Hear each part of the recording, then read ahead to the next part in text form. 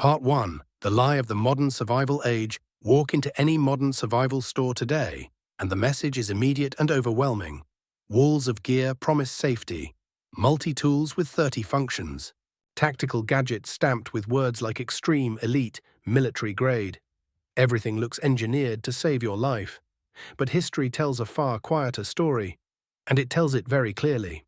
For more than 99% of human existence, there were no specialty stores, no batteries, no replacement parts, no instruction manuals.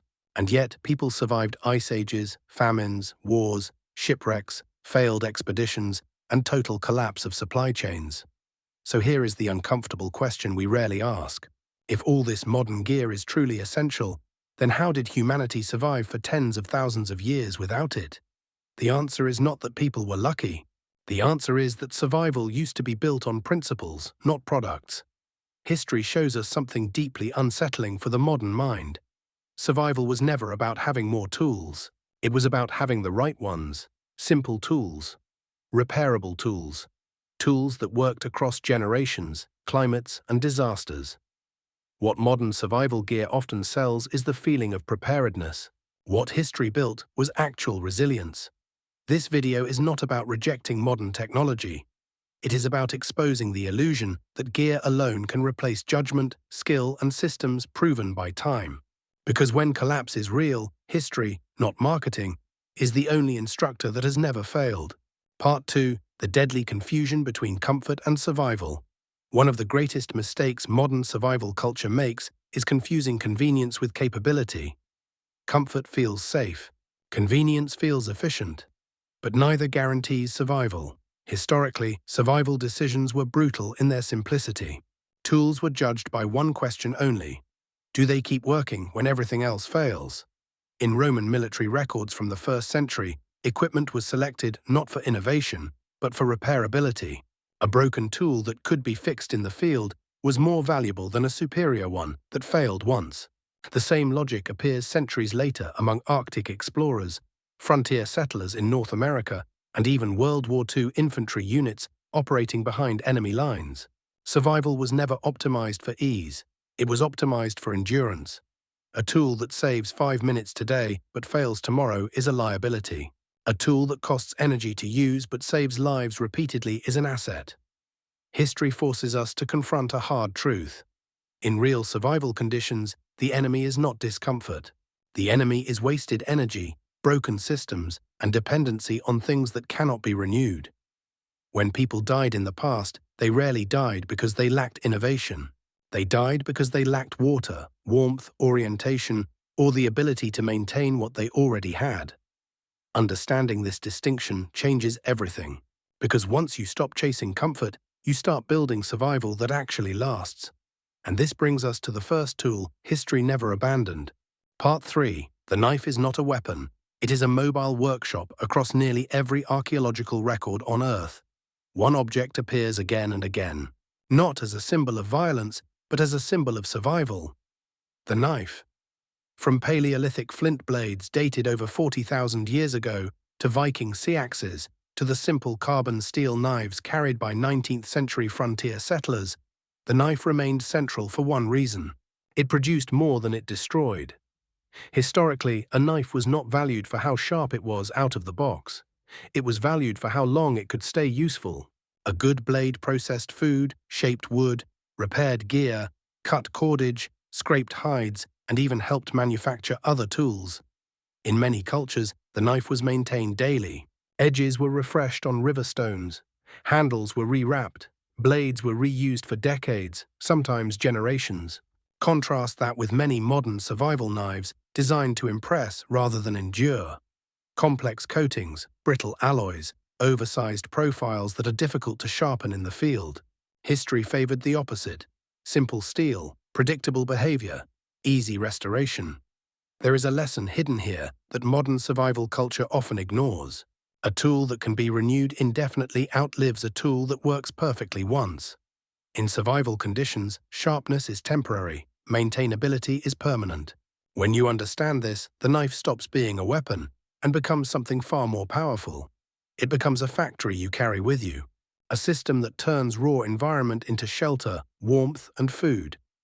And history trusted it not because it looked impressive, but because it never stopped working. Part 4. Fire was never about warmth. It was about control. When modern people think about fire, they think about warmth. But history understood fire very differently. Fire was not a comfort. It was control. As early as 400,000 years ago, archaeological evidence from sites like Beech's Pit in England shows consistent human use of controlled fire, not for luxury, but for dominance over environment. Fire made water drinkable. It made food digestible. It hardened wooden tools. It signaled allies and warned enemies. In survival terms, fire compressed risk. Cold nights became manageable. Parasites in water were neutralized. Raw calories became usable energy. What history teaches us is not that fire tools were advanced, but that they were reliable. Flint and steel, friction methods, and later ferrocerium rods all shared the same advantage. They had no moving parts. They tolerated abuse. They could be used wet, cold, and damaged. But there is a deeper lesson most people miss. Historical survivors did not rely on one way to make fire. They relied on knowledge. Roman soldiers were trained to create fire under rain. Indigenous Arctic cultures preserved ember carriers through winter migrations. Early explorers recorded carrying multiple ignition methods, not as backups, but as proof that skill mattered more than gear. In real survival, redundancy is not owning more gadgets. Redundancy is knowing how to solve the same problem with fewer resources. Fire was not about comfort. It was about controlling the unknown. Part 5. Containers outlived weapons for a reason. Weapons dominate our imagination of survival. But archaeology tells a different story. In excavation sites across Europe, Asia, and the Americas, cooking vessels consistently show longer periods of use than weapons. Clay pots were repaired. Metal kettles were reshaped. Containers were preserved long after blades were discarded. The reason is simple, and it is deadly serious. Dehydration and malnutrition kill faster than predators. Without a container, water remains dangerous. Without a container, food cannot be safely cooked or stored. A simple metal vessel allowed boiling, purification, transport, and reuse. It transformed rivers into life sources and raw ingredients into sustenance. During the Lewis and Clark expedition in the early 1800s, journals frequently reference kettles and containers as mission-critical items. Not rifles, not ammunition. Containers. This tells us something uncomfortable about modern survival priorities. A tool that cannot carry water cannot carry life. History trusted containers because they multiplied every other survival system. Fire became useful. Foraging became efficient. Travel became possible.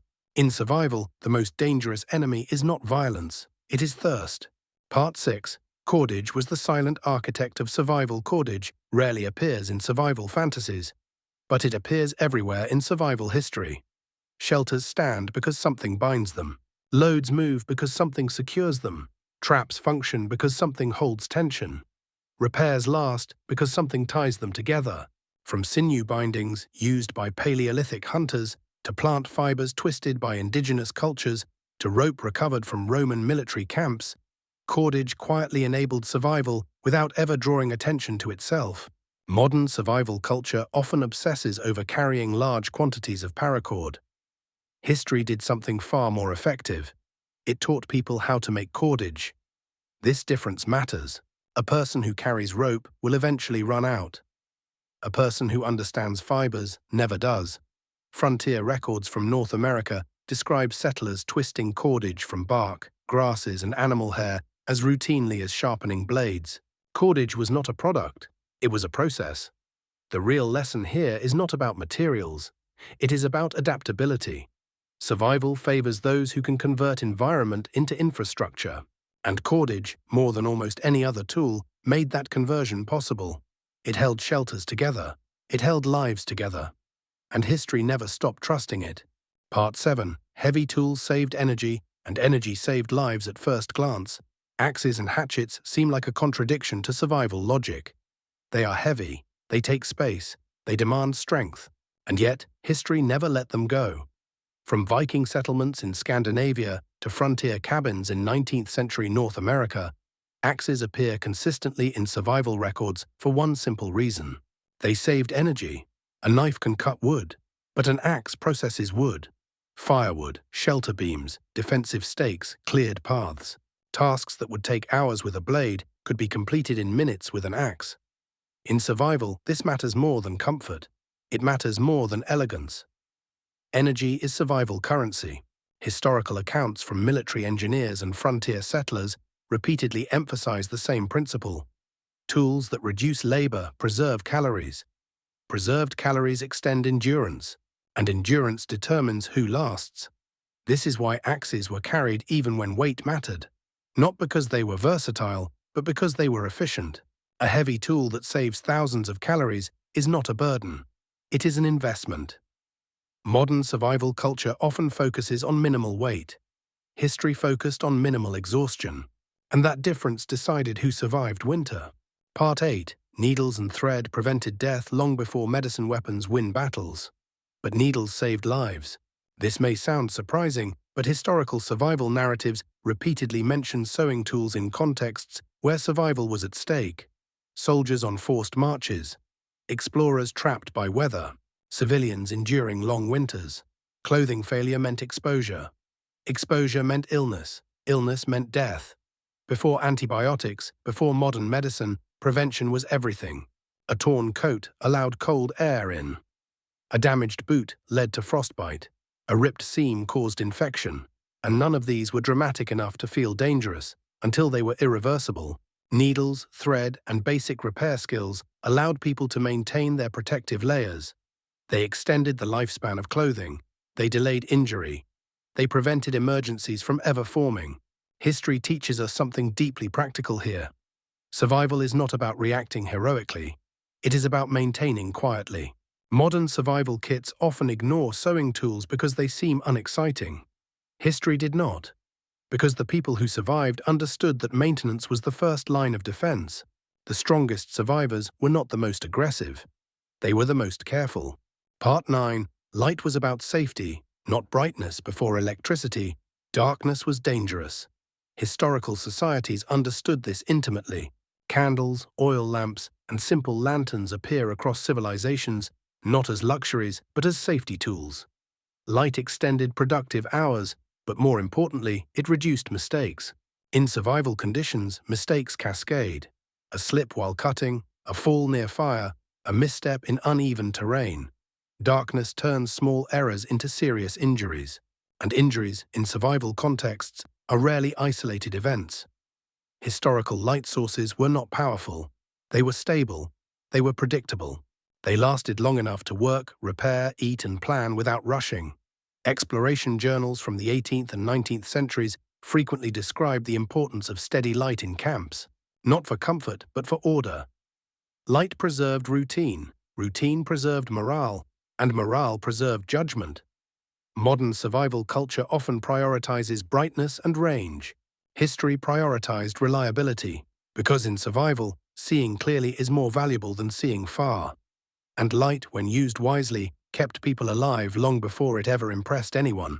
Part 10. Orientation killed more people than hunger ever did. Long before starvation set in, people died simply because they were lost.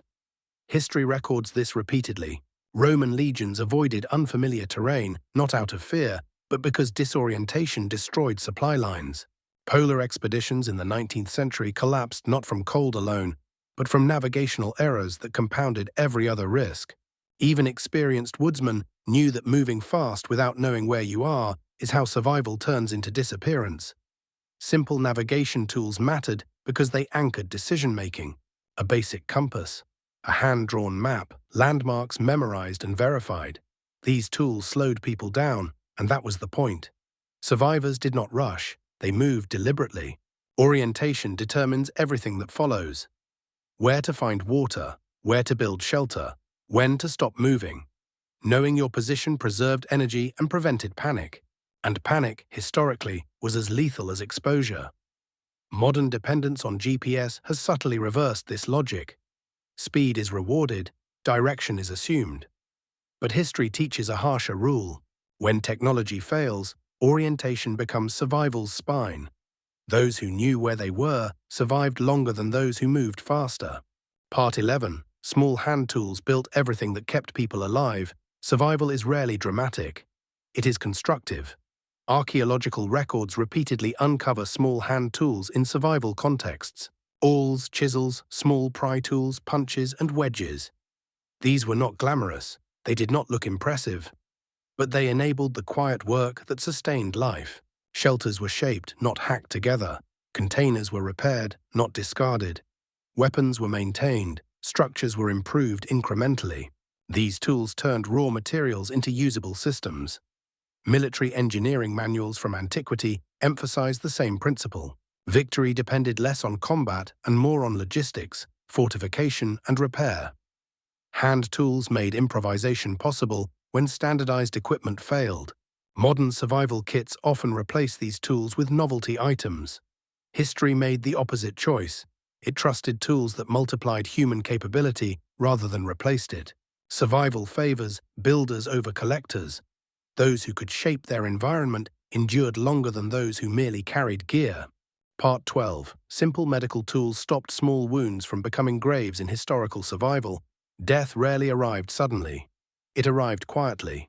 A cut that became infected. A wound that bled too long. A blister that turned into immobility. Before antibiotics, these were not inconveniences. They were fatal trajectories. Basic medical tools appear consistently in survival records for this reason. Bandages, tourniquets, needles, clean cloth.